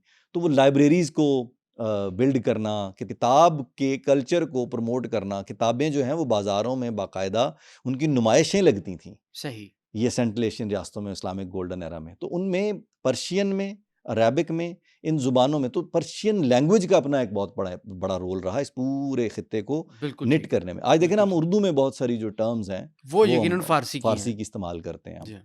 तो वो एक टाइम पीरियड। फिर जो मौजूदा ईरान के जो आज जिस ईरान को हम देखते हैं, इसके मसाइल का आगाज़ या इसकी इस वाली शक्ल का आगाज़ जो है वो तकरीबन 100 सवा 100 साल पहले होता है। बिल्कुल ठीक है। जी, बिल्कुल इस तरफ भी हम आते हैं कि ये जो अब आज का हम देखते हैं कि ईरान में बहुत सारे मसाइल हैं, उस पे बहुत सारे तनकीद भी होती है। एक तरफ जो है वो बड़ी मॉडर्न किस्म की हुकूमत भी बनती है और फिर इस्लामिक रेवोल्यूशन भी आता है। तो इसकी जड़ें जो हैं, वो कहाँ पैवस्त हैं? इसकी जड़ें जी ब्रिटिश कॉलोनियल माइंडसेट जो है ना, हुँ, हुँ। मैं इसको वहाँ पिन करना चाहूँगा। ठीक है। ब्रिटिशर्स ने जो है वो रियलाइज़ कर लिया था किसी स्टेज पे कि जी ऑयल जब अमेरिका में तेल दरियाफ्त हुआ, हुँ, हुँ। तो उससे पहले कोयला और स्टीम की बुनियाद पे ब्रिटिश जो है वो इंडस्ट्रियल चैंपियन था। सही। और अमेरिका स्ट्रगल कर रहा था अपने मसाइल के साथ-साथ। हुँ, लेकिन हुँ। जब वहाँ तेल दरियाफ्त हुआ तो एक बड़ा वो हुआ कि जी ये ऑयल है, इसे बर्न करें, इससे हीट जनरेट होती है और उससे भी आप वो एक स्टीम का बहुत काम बड़ा ले सकते यकीनन हैं और फिर वो कंबस्चन इंजन और ये हुँ, और वो हुँ। टेक्नोलॉजी में एक और तरफ एक चैप्टर ओपन हो गया पूरे का बिल्कुल पूरा। ठीक। ब्रिटिश जो है उनको अपने इख्तियार में वो लगने शुरू हो गया कि यार अगर ऑयल की ये तेल की ताकत के साथ ये इंडस्ट्रियली स्ट्रांग हो गया तो ये यूएसए, तो आगे निकल तो ये जाएँगे। आगे निकल जाएगा, हमारे पल्ले कुछ नहीं रहेगा। हुँ। तो उन्होंने क्या किया कि उन्होंने कहा जी तेल तलाश करें, ये हो नहीं सकता कि तेल हो ना दुनिया में कहीं, और सही। अगर एक जगह है तो और जगह भी होगा। बिल्कुल ठीक है। और उन्होंने, वो हैं तो चालाक ना इस मामले ये में, तो है। ऐਵੇਂ तो नहीं वो आधी दुनिया पे राज करते रहे, जी हाँ। छोटा सा एक जजीरा और पूरी दुनिया को वक्त डाले रखा है हाँ उन्होंने। जी। तो उनकी एक खास तरह का जो है ना वो चालाकी वाला माइंडसेट, वो तो वो है तो है बिल्कुल। उनका। तो उन्होंने जो हिस्ट्री में ट्रैवलर्स थे हम्म। उनके जो नोट्स या उनकी जो डायरीज थी लाइब्रेरीज में, वो खंगालनी शुरू की सही। कि ढूंढें कि कहाँ किसी ने मार्क किया हो कि जी यहाँ पे ज़मीन का रंग बदल गया। अच्छा, उस वक्त उस ज़माने में टेक्नोलॉजी तो ऐसी थी नहीं जी हाँ। कि जी आप कोई मशीनरी लगाएंगे, कोई कंप्यूटर लगाएंगे तो वो आपको बता देगा कि ज़मीन के नीचे यहाँ ऑयल है, यहाँ पानी है, यहाँ ये सब्सटेंसेस हैं। कोई इमेजरी इस तरह की, कोई अल्ट्रासोनिक इंफ्रासोनिक टेक्नोलॉजीज़ के तहत नहीं था। तो तरीका एक ही होता था तेल दरियाफ्त करने का कि आप चलते हुए जा रहे हैं तो आपने नोटिस किया कि यहाँ पे ज़मीन जो है ये गीली क्यों है, सही। या इसका रंग क्यों स्याह हो रहा है, या ये जो पत्थर हैं चूने के, इनकी हैयत क्यों तब्दील है बाकी। तो इसका मतलब है कि सीपेज की वजह से ऑयल चढ़ा हुआ है उसके ऊपर। ठीक है। तो वहाँ पे फिर खुदाई की जाती थी और वो ऑयल वेल की शक्ल में सही निकाला सही जाता था। सही। इस तरह की ड्रिलिंग नहीं होती थी। तो उन्होंने अपनी जो पूरी दुनिया में वो जो अपने पंजे फैलाए हुए थे, उसके तहत जितनी भी इंफॉर्मेशन गैदर अप हो रही थी ना, जो नोट्स आते थे उनके पास, गैजेट्स और वो चीज़ें, उनको खंगालना शुरू किया कि कहाँ पे मार्क्स मिलते हैं हमें इस तरह के। सही। तो वो मार्क्स जो हैं वो अपीयर हुए इन्हीं एरियाज़ में, इराक, ईरान, जहाँ पे आज भी तेल बरामद होता है। जी हाँ जी हाँ। तो एक ब्रिटिश इन्वेस्टर जो है, जब ये मालूमात आ गई तो ब्रिटिश इन्वेस्टर ने ईरानियन गवर्नमेंट, उस वक्त इंपीरियल गवर्नमेंट थी यहाँ पे, कजर्स जो हैं वो जी हाँ। यहाँ के हुक्मरान थे, सही। उनसे रब्ता किया 1901 में ठीक है। कि हम आपके यहाँ पे ऑयल एक्सप्लोर करना चाहते हैं। ठीक है। और ये एक और प्राइवेट इन्वेस्टर था। प्राइवेट इन्वेस्टर था, सही। बट उतना ही प्राइवेट था जितनी ईस्ट इंडिया कंपनी प्राइवेट थी। Okay okay. मतलब ब्रिटिशर्स बिल्कुल जो हैं सही। वो बड़ी लेयर्स में काम करते हैं, वो बड़े सही। सोफिस्टिकेटेड डाकू हैं। बिल्कुल सही है। तो वो जो है विलियम डार्सी ने जो डील सेट की उस वक्त के हुक्मरानों के साथ, 1901 में वो परमिशन लिया उसने। और आपको जब वो तेल दरियाफ्त हो गया तो आपको वो डील सुन के जो है वो हैरानी होगी कि आप कह रहे हैं ना कि जी ये इतना वेस्ट से जो है ये क्यों समझते हैं कि ये ज्यादती कर रहे हैं और ये अच्छे लोग नहीं हैं। इसके पीछे एक पूरी कहानी है जो जो जो वहाँ ये जो कॉन्ट्रैक्ट है ये उसको एक्सप्लेन करने में बड़ी हेल्प करेगा आपको। सही। आपके पास ज़मीन है, मैंने वहाँ से ऑयल निकालना है, तो हमारी डील क्या ही हो सकती है अगर बहुत भी सादा लफ्ज़ों में उसे बयान किया जाए तो मेरे ख्याल 50-50 50-50 एट मैक्स ना। जी हाँ। जवाब वो जो डील थी वो बड़ी बड़ी इंटरेस्टिंग थी कि जी जो हुक्मरान हैं उनको एक दफ़ा एक वन टाइम पेमेंट की जाएगी और उसके बाद जितना ऑयल निकलेगा उसका 16% आपको लग रहा होगा कि ब्रिटिशर्स रखेंगे और 84% ये रखेंगे। नहीं, ये उलट था। अच्छा। 84% बरतानिया लेके जाएगा उसके प्रॉफिट्स और 16% ईरान को मिलेंगे। सही। अब इस तरह की डील के बाद अगर ये बात लोगों को पता चले कि जी हमारी ज़मीन में से तेल निकाल के सारा पैसा कोई और लेके जा रहा है, तो वो क्या सोचेंगे? यकीनन वो फिर एक वो डिसकंटेंटमेंट तो पैदा होती है। वो डिसकंटेंटमेंट जो है उसकी बुनियाद तो पहले दिन ही रख लिया आपने, एक्सप्लॉइट करना शुरू कर दिया आपने लोगों को। और फिर आप लोगों को ये भी बताएं कि जी, और सिर्फ ये नहीं, फिर ये तो थी ऑयल की एक्सप्लोरेशन स्टार्ट हुई, उसके साथ साथ वहाँ पे एक पॉलिटिकल सिस्टम भी चल रहा था पूरा। 1906 में पहली, अच्छा मज़े की बात ये है कि ये जो रेवोल्यूशन वाला ईरान है, 1979 के रेवोल्यूशन से पहले वाला ईरान है, इससे पहले ईरान ने 3 बाकायदा कोशिशें की एक डेमोक्रेसी बनने के लिए, way before rest of the world. यानी बाकी दुनिया में तो दूसरी जंग अजीम के बाद जाके होश आया ना कि हाँ जी डेमोक्रेसी होनी चाहिए, ऑल टुगेदर एक डेमोक्रेसी का कॉन्सेप्ट आया जो आप समझा जाता है कि जी शायद दुनिया का वाहिद सोल्यूशन यही है। उससे पहले भी दुनिया चल रही थी। तो ईरान ने बादशाहत के को साथ रखते हुए उसके नीचे एक डेमोक्रेसी का सिस्टम इंट्रोड्यूस करवाने की पहली कोशिश 1906 में की थी। सही। फिर उसको इन्होंने रिवाइज किया 1907 में, फिर उसे 1908 में थ्रो कर दिया गया। कजर्स जो हैं वो उनको, और वो थ्रो लोकली नहीं थ्रो किया गया। सही।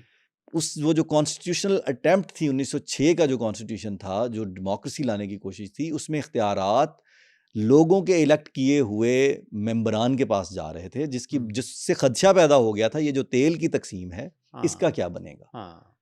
कि इस तरह तो फिर लोग कहेंगे, तो लोग तो उसको उलट कर देंगे। एग्जैक्टली कि जी आप ये डील्स कैंसिल करें। वो डील को 50-60 साल की साइन करके बैठ गए थे वो। तो वही साजिशें करते थे और डेमोक्रेसी की अटैम्प्ट को, यानी 3 दफ़ा मुख्तलिफ टाइम पीरियड में 1979 से पहले वहाँ पे अटैम्प्ट हुई ईरान में। सही हर दफ़ा वेस्ट ने सैबोटाज किया, यहाँ पे डेमोक्रेसी को आने नहीं दिया। सही आप मुसद्दिक की जो है एक मिसाल ले लें, आप 1906 के कॉन्स्टिट्यूशन की 1908 में थ्रो करना देख लें। इट वाज ऑलवेज यूएसए और यूके, कभी सीआईए, कभी बिजनेसमैन, कभी विलियम डार्सी, किसी ना किसी तरीके से वहाँ पे डेमोक्रेसी आने ही नहीं दी गई ताकि एक्सप्लॉइट किया जाए। जब सही। आप नीयत में खोट रख के कोई चीज़ करते हैं तो वो कहीं ना कहीं फिर लोग उसके बारे में डिसाइसिव हो जाते हैं कि बिल्कुल यार ऐसे आप ही। अच्छे लोग नहीं हैं। सही। तो this is what exactly happened. पिछली सदी के आगाज़ में उन्होंने अटैम्प्ट ली, ऑयल एक्सप्लोरेशन स्टार्ट हुई है वो, और उसके बाद पहली जंग अजीम का जो हिट करना है उसमें ये खित्ता महफूज रहा किसी हद तक। पहली जंग अजीम जो है वो तुर्की और उसके इर्द गिर्द, और जब सल्तनत उस्मानिया, चूँकि ये भी एक मुस्लिम रियासत थी और सारे सल्तनत उस्मानिया में खिलाफत होने की वजह से सारे किसी न किसी तौर इन्फ्लुएंस था तुर्की का सल्तनत उस्मानिया के तमाम मुस्लिम रियासतों के ऊपर। जी जी। तो जब वो भी जाता रहा तो फिर यहाँ पे एक और तरह का सेटअप क्रिएट हो गया। एक इंटरनल और एक्सटर्नल प्रेशर्स के साथ एक और तरह का सेटअप क्रिएट होना शुरू बिल्कुल हुआ। ठीक। 1905 के कॉन्स्टिट्यूशन के तहत पार्लियामेंट की बुनियाद रखी गई, और पार्लियामेंट, उसका नाम मजलिस रखा उन्होंने, जो बिल्कुल। आज भी वो वहाँ पे मुस्तामिल है। और हुआ उससे ये, जो हुक्मरान बादशाह थे उनके इख्तियारात कम हुए, इख्तियारात आम आदमी तक मुंतकिल हुए कि वो अपने रिप्रेजेंटेटिव सही। चुने मजलिस के और वो फैसले करें। बिल्कुल तो ठीक। ये उनके हक में नहीं था, ब्रिटिशर्स के हक के में और नहीं था। फॉरेन पावर्स के, और उनके लिए ठीक नहीं था, लेकिन they gave it a try at least.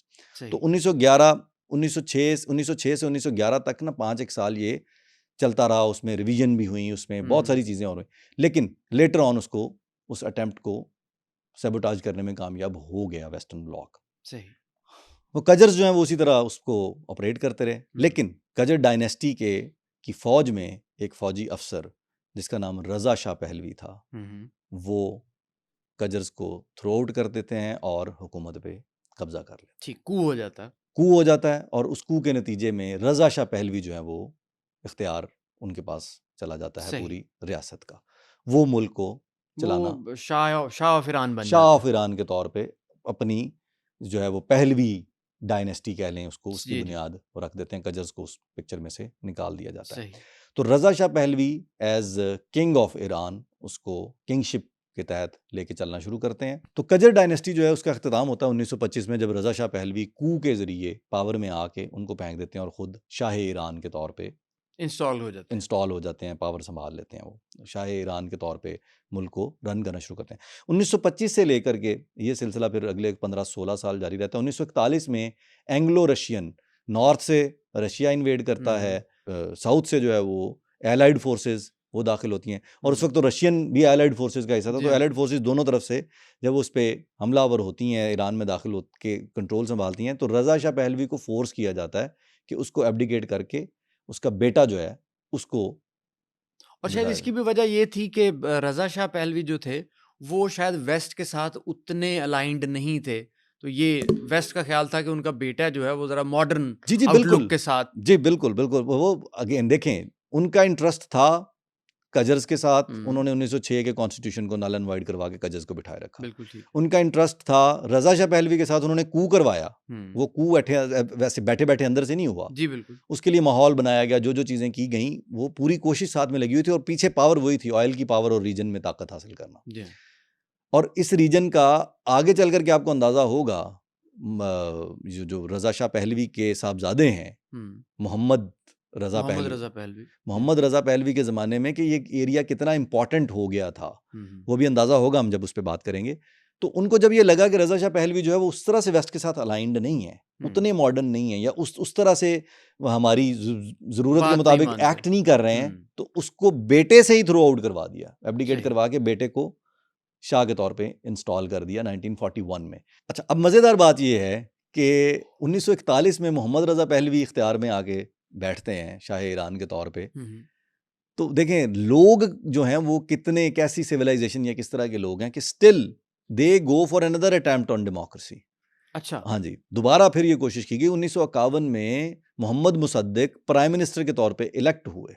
सही। और वो एक नेशन वाइड इलेक्शन के बाद जब इलेक्ट होके आते हैं, तो उन्होंने जो पहला शानदार काम किया वो ये किया कि उन्होंने इरानियन ऑयल इंडस्ट्री को नेशनलाइज कर लिया। ओहो, हाँ जी, सही। उन्होंने कहा कि नहीं, ये यहाँ के लोगों का हक है, इस तरह नहीं खाया जा सकता कि जी आप जो वो चाहे तो फिर जितना वेस्ट चाहे को उड़ा। बिल्कुल भी पसंद नहीं आए होंगे। एग्जैक्टली, उसी वजह से 1953 में उनको थ्रो कर दिया गया, ठीक है।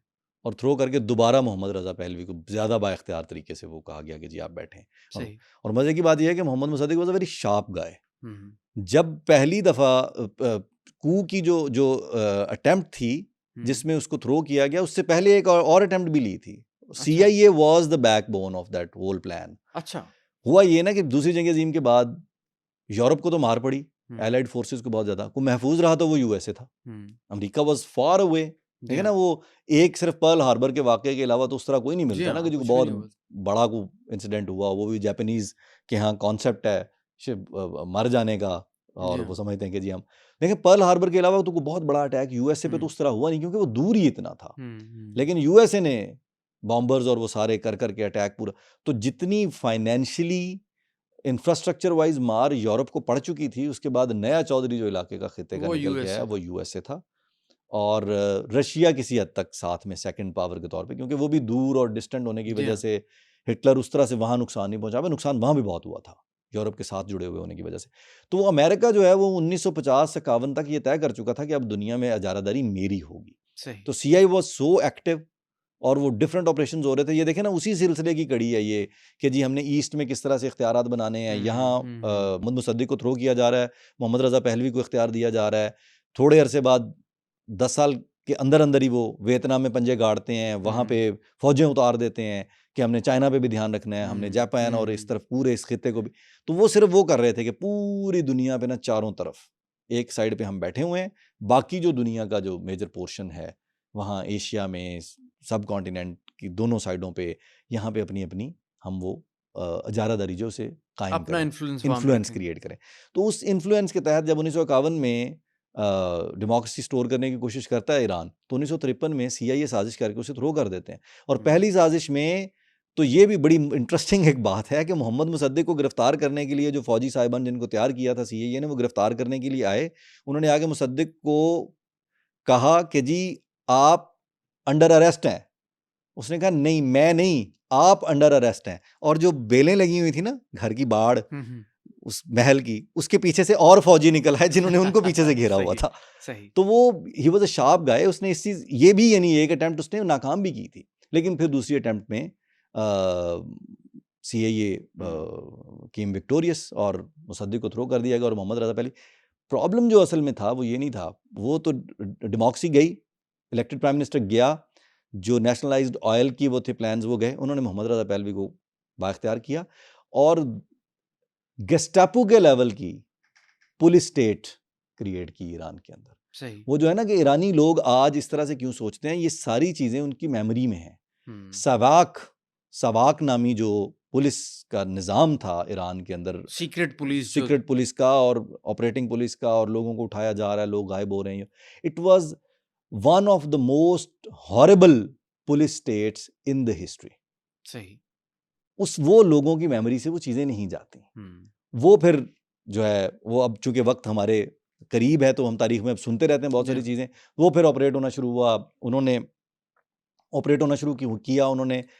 और फिर जो है वो 1963 में तो वाइट रेवोल्यूशन कि जी वेस्टर्नाइज होने का, कॉबॉय हैट्स और म्यूजिक में क्या और फनून लतीफ़ा में क्या और कपड़ों में क्या, डांस क्लब्स, बार्स और कल्चर जो है वो वेस्ट का, American, not generally European west, American. America वो जो तस्वीरें आजकल भी सोशल मीडिया पे बड़ी आम होती हैं कि पहले देखिए ईरान ऐसा था, वो ईरान जो है वो मोहम्मद रज़ा पहलवी ने 1953 से लेके 1979 तक का जो टाइम पीरियड था उसमें खासतौर पे 1963 से ऑनवर्ड उसका जो है वो सिलसिला शुरू हुआ।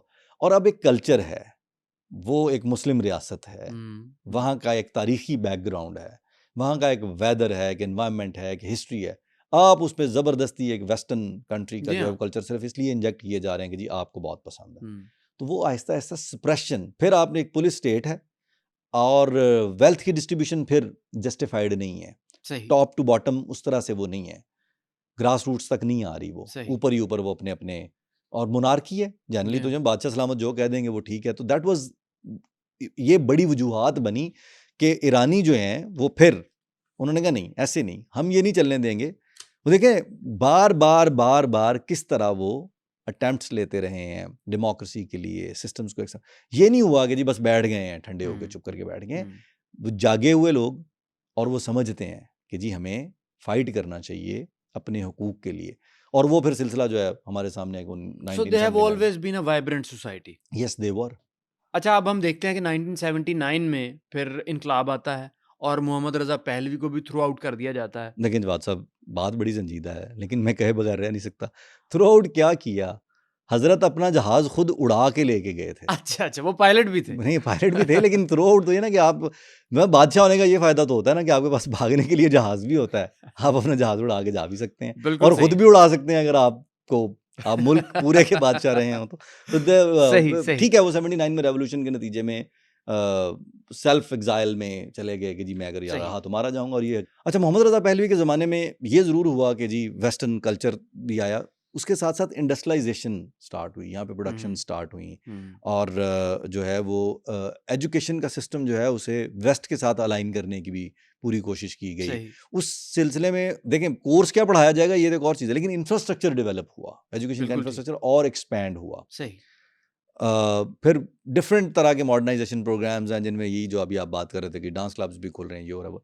तो वो जो एक वाइब्रेंट सोसाइटी है, जो मुस्लिम सोसाइटी भी है, वो ये सोचते हैं कि यार ये कुछ चीज़ें तो ठीक हैं, लेकिन ये बाकी सब कुछ क्या है, ये किस रैपिंग में, किस पैकिंग में दे रहे हैं हमें, हम खुद एक बड़ी रोशन ही तारीख वाली एक कौम है और ये क्या हमारे ऊपर थोपा जा रहा है। तो शाह का वो जो वाइट रेवोल्यूशन और वो जो एक पूरी कोशिश थी ना वेस्टर्न बैक्ड, अथॉरिटेरियन थी वो बहुत ज़्यादा। सही। एक तो ये कि उसमें वो था कि किसी से मशवरा नहीं होता था, पूछा नहीं जाता था, डिस्कस नहीं किया जाता, बताया जाता था, बस ये कर दें, माँ बदौलत को जो लगा वो कर दिया। सही। तो वो आहिस्ता आहिस्ता सप्रेशन क्रिएट करता है। अब लोग पॉलिटिकली बहुत ज़्यादा दबे हुए थे, फिर जो है इकोनॉमिक इनइक्वालिटी थी, हर किसी को जो है वो उस तरह की अपॉर्चुनिटीज हासिल नहीं थी। Ripe for revolution. बिल्कुल वो राइप था रेवोल्यूशन के लिए। फिर आप पुलिस स्टेट हैं, सवाक जो है वो सीक्रेट पुलिस के जरिए कोई पता नहीं कौन किसको उठा के कब ले गया और कैसे वो कर रहा है, ये अगेन एक और बड़ी वजह है कि लोग अपराइज करें। और सबसे इम्पॉर्टेंट जो एक और बड़ी चीज़ जिसने फिलोसॉफिकली लोगों को इम्पैक्ट किया वो ये था कि जी हमें गुलाम बनाया जा चुका है, हम गुलाम बन चुके हैं वेस्टर्न फिलॉसफी या वेस्टर्न तर्ज जिंदगी के फोर्स। मतलब हम खुद ट्रांसफॉर्म नहीं हो रहे, हमें ट्रांसफॉर्म हमें करवाया जबरदस्ती करवाया जा रहा है बड़ी तेजी से। तो उसने फिर वो जो एक ये वाली थॉट थी, इस सारे कुछ नहीं, ये बिल्कुल वो राइप फॉर रेवोल्यूशन वाली बात है कि सब पकने के बाद फिर एकदम जब फटता है तो फिर 1979 का रेवोल्यूशन जो है वो सामने आता है। बिल्कुल ठीक। तो 79 का रेवोल्यूशन हो गया, इस्लामिक स्टेट जो है उसका क़याम भी अमल में आ गया। उसके बाद ईरान जो है वो अपनी आउटलुक कैसी बनाता है? उस वक़्त का ईरान फिर वो it was pitted against the western countries, वो कैसे हुआ? अच्छा, आपको रेवोल्यूशन के जो है ना वो बड़ा ज़बरदस्त चैप्टर है, उसको बड़े तरीके से हम किसी एपिसोड में करेंगे। जी, जी। पूरे के पूरे ईरानियन रेवोल्यूशन को डिस्कस करेंगे, लेकिन कुछ चीज़ें मैं सिर्फ उसमें ऐड कर दूं आपको कि आप ये अंदाज़ा लगाएं कि जो तेहरान में अमेरिकन एम्बेसी था 1979 में मोहम्मद रज़ा पहलवी, यानी ठीक इस जब ये रेवोल्यूशन ट्रिगर हो रहा था तो ईरान के अंदर यूएस एम्बेसी में क्या हो रहा था। यूएस एम्बेसी के अंदर डॉलर्स प्रिंट करने की मशीनें लगी हुई थी, जो यूएसए के बाद पूरी दुनिया में कहीं और अगर थी तो वो तेहरान में थी। सही। वो डॉलर्स प्रिंट करके क्या किया जाता था, वो डॉलर्स प्रिंट करके फाइनेंस किया जाता था फॉर ईस्ट एशिया, चाइना और वियतनाम, बर्मा तक उनको यूज किया जाता था उन पैसों को। और यूज कौन करता था? CIA अपने ऑपरेशंस के लिए। सही। आप अंदाजा लगाएं कि जी प्रिंटिंग की मशीनें, कोई मुल्क अपनी करेंसी छापने के लिए किसी दूसरे मुल्क के अंदर प्रिंटिंग मशीन रखेगा तो वो क्यों रखेगा? एक तो ये कि ये कॉन्फिडेंस कि ये हमारी ही है ये रियासत भी, बिल्कुल सही। और दूसरा ये कि जी हम क्यों इतना ट्रैवल का खर्चा डालें, बस यहाँ से छापें और आगे भेजी जाएं पैसे। CIA को ये इख्तियार तक था कि वो $20 बिल्स छापी जाएं और बांटें लोगों में, सही। और अपने मर्जी के नताइज हासिल करें। जिस तरह भी कहीं कोई साजिश करनी है, किसी को खरीदना है, किसी को रिश्वत देनी है, कोवर्ट ऑपरेशंस जो भी उनके चल रहे थे, तो ये चल रहा था यूएसए के एम्बेसी के अंदर। और जब रेवोल्यूशन ट्रिगर होता है तो वहाँ पे क्या चल रहा था, वहाँ पे वो जो दस्तावेजात थी जिनमें सबूत थे चाइना के अंदर ऑपरेशंस के, बर्मा के अंदर, वियतनाम के अंदर, इंडोनेशिया में, इंडिया में, पाकिस्तान, उन डॉक्यूमेंट्स को बर्न किया जा रहा था, श्रेडर्स में डाला जा रहा था। सही। और जो ईरानी स्टूडेंट्स जिन्होंने यूएसए के एम्बेसी पे कब्जा किया था और एक बहुत बड़ा इशू भी बना था, वो भी ये डॉक्यूमेंट्स ही सेव करने के लिए वो चाहते थे कि ये श्रेड ना करें, और उससे पहले हम ये पकड़े डॉक्यूमेंट पूरी दुनिया को बताएं कि अमेरिका यहाँ बैठ के क्या कर रहा था, हमारे शाह ने इनको कितना इख्तियार दिया हुआ था। सही। यानी लोग अपने तौर पे इतने अवेयर्ड जरूर थे कि उन्हें पता था कि ये मिसयूज किया जा रहा है हमारी लैंड को। तो लोग उस वक्त माहौल से इतने अवेयर जरूर थे कि उन्हें पता था कि यूएस एम्बेसी के अंदर क्या हो रहा है। और वो जो तालिब तुलबात थे, जो स्टूडेंट्स थे जिन्होंने कब्जा किया यूएस एम्बेसी पे, वो भी यही साबित करना चाहते पूरी दुनिया को ये डॉक्यूमेंट्स जो श्रेड कर रहे हैं, और उन्होंने डॉक्यूमेंट्स, श्रेडेड डॉक्यूमेंट्स रिकवर करके स्कूल के बच्चों को पजल सॉल्विंग पे लगा के वो डॉक्यूमेंट्स जोड़े। अच्छा, वो हम बात करेंगे जब हम ईरानियन रेवोल्यूशन पे बात करेंगे सही। कि कितने इंटरेस्टिंग और मजेदार लोग हैं वो। उन्होंने देखा कि ये डॉक्यूमेंट श्रेडेड जो है अब इनको कैसे जोड़ा जाए, तो यानी वर्चुअली उन्होंने ये कहा होगा कि बच्चों आप लोगों को पजल्स पसंद है, ओके फाइन, ये जो स्टैक है ना इसमें से डॉक्यूमेंट्स बनाने हैं हमने जोड़ जोड़ के, and the kids did it. वो डॉक्यूमेंट रिकवर किए गए, उन डॉक्यूमेंट्स की फिर जो है वो पूरी दुनिया को दिखाया गया कि ये हो रहा था, देखें आपके मुल्क में। और दूसरा जो मसला था ना अमेरिका को डॉक्यूमेंट श्रेड करने का, एक तो ये प्रूफ ना रहे, दूसरा ये मसला था कि उनके अंदर मालूमात थी कि किस मुल्क में कौन सा कोवर्ट ऑपरेशन चल रहा है, कौन सा सीक्रेट एजेंट कहाँ पे क्या काम कर रहा है।